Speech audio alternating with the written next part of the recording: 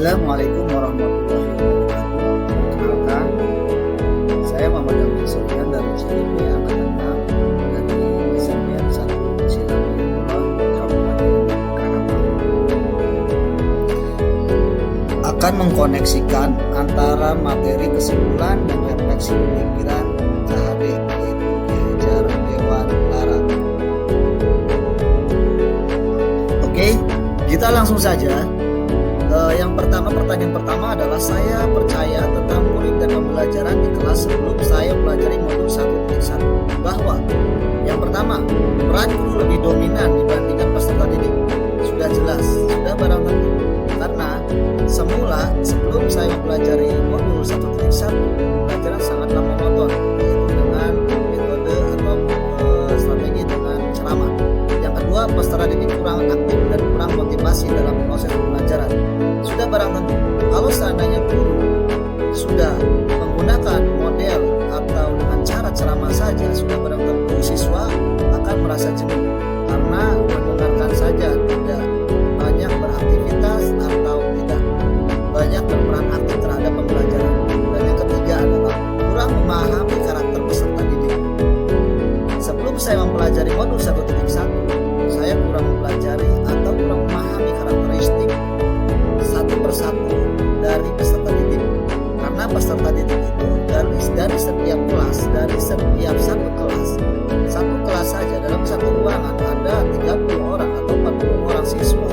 Dari 1 sampai 40 karakter siswa itu sangat berbeda, dan itu yang belum saya ketahui sebelum saya mempelajari modul 1. Baiklah, sekarang adalah perubahan dari pemikiran atau perilaku saya setelah mempelajari modul ini,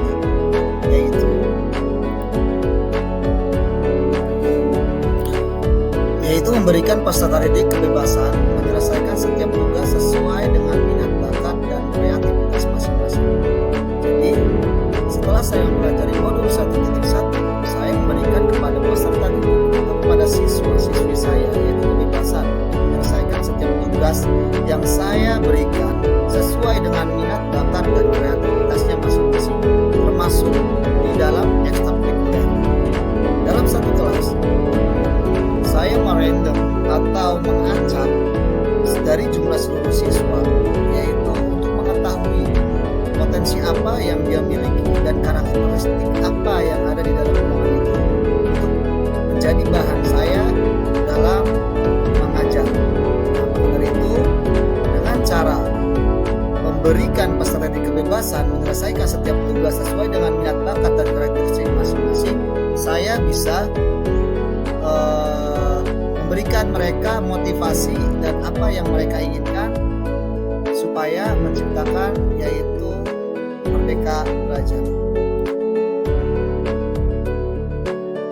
Untuk selanjutnya adalah pembelajaran berpusat pada anak dengan memberikan stimulus pertanyaan yang menarik untuk dijawab.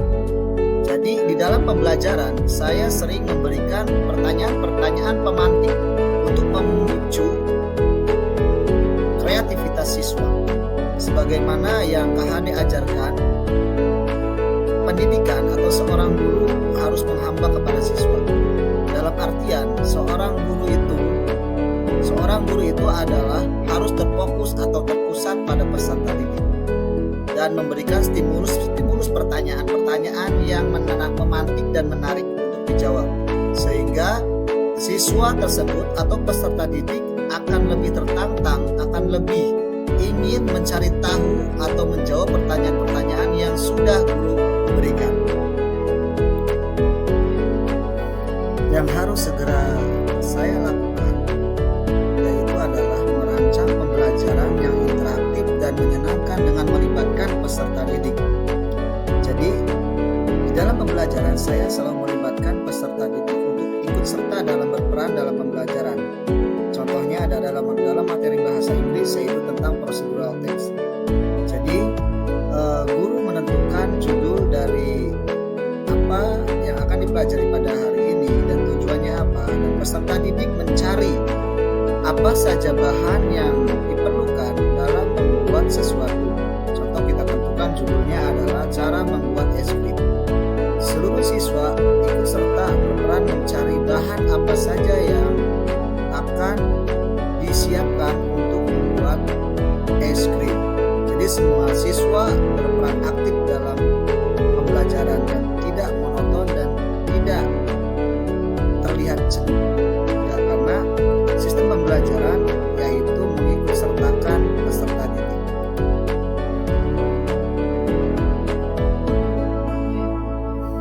Yang harus segera saya lakukan yaitu adalah merancang pembelajaran yang interaktif dan menyenangkan dengan melibatkan peserta didik. Jadi, di dalam pembelajaran saya selalu melibatkan peserta didik untuk ikut serta dalam berperan dalam pembelajaran. Contohnya ada dalam materi bahasa Inggris yaitu tentang procedural text.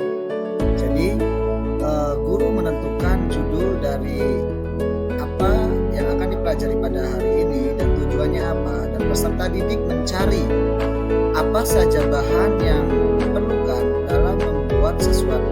Contoh, kita tentukan judulnya adalah cara membuat es krim. Seluruh siswa ikut serta berperan mencari bahan apa saja yang akan disiapkan untuk membuat es krim. Jadi semua siswa berperan aktif dalam pembelajaran dan tidak monoton dan tidak terlihat jenuh. Karena sistem pembelajaran yaitu mengikut sertakan peserta didik.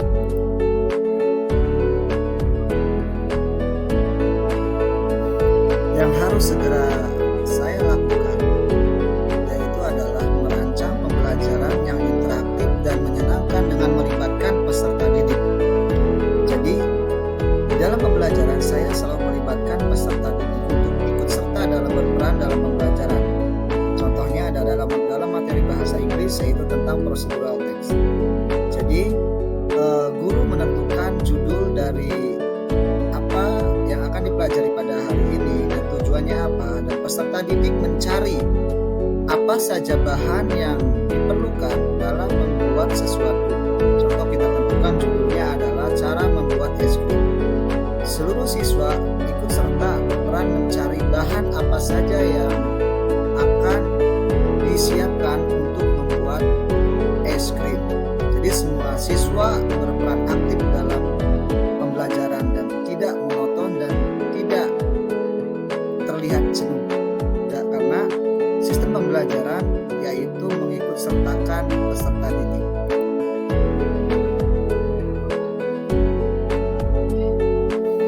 Yang harus segera saya lakukan yaitu adalah merancang pembelajaran yang interaktif dan menyenangkan dengan melibatkan peserta didik.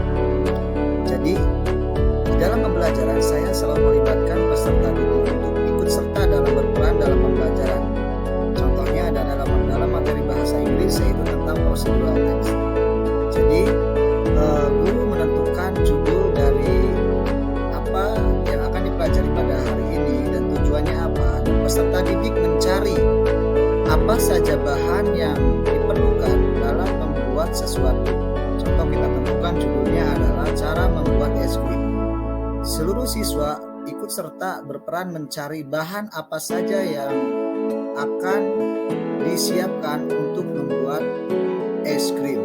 Jadi semua siswa berperan aktif dalam pembelajaran dan tidak monoton dan tidak terlihat jenuh. Karena sistem pembelajaran yaitu mengikut sertakan peserta didik.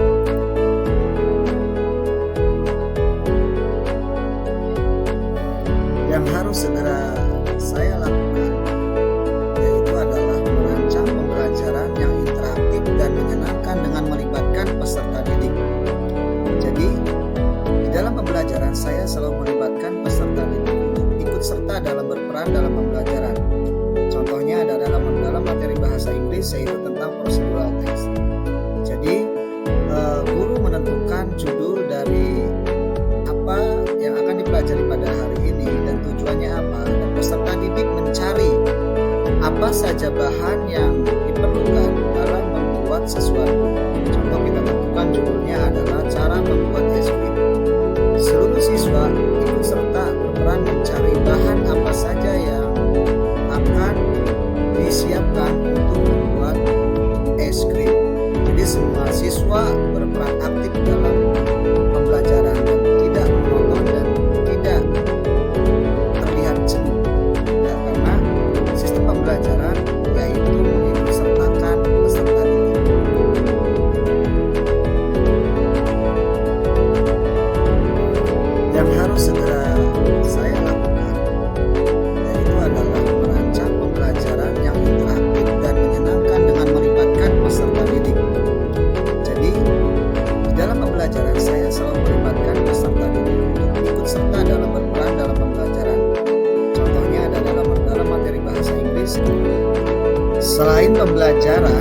harus inovatif dan juga menyenangkan.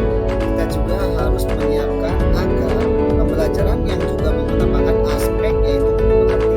Karena budi pekerti ini adalah tujuan dari pembelajaran atau dari kurikulum merdeka. Jadi budi pekerti ini adalah buah dari ilmu. Jadi buah ilmu itu adalah budi pekerti dan akhlak yang baik. Jadi kita tanamkan di dalam pembelajaran itu tata krama, kesopanan, dan lain sebagainya supaya peserta didik kita akan terbentuk dengan sendirinya yaitu karakter-karakter yang bagus, karakter-karakter yang kuat supaya melahirkan yaitu peserta didik yang budi pekertinya baik dan karakternya baik juga. Pada hakikatnya, seorang guru itu adalah penuntun atau pembimbing yang harus membimbing atau mengarahkan peserta didiknya kepada apa yang mereka cita-citakan. Dan pada hakikatnya, peserta didik adalah sebuah tulisan, sebuah kertas yang sudah ada tulisannya tetapi samar-samar. Dan seorang gurulah, seorang pendidiklah yang akan menebalkan sifat baiknya dan membiarkan sifat buruknya supaya menjadi siswa yang merdeka.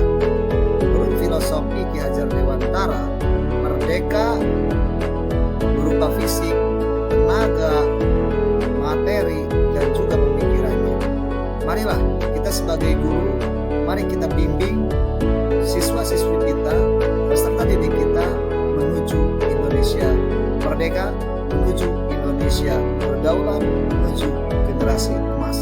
Terima kasih sudah menonton. Assalamualaikum warahmatullahi wabarakatuh.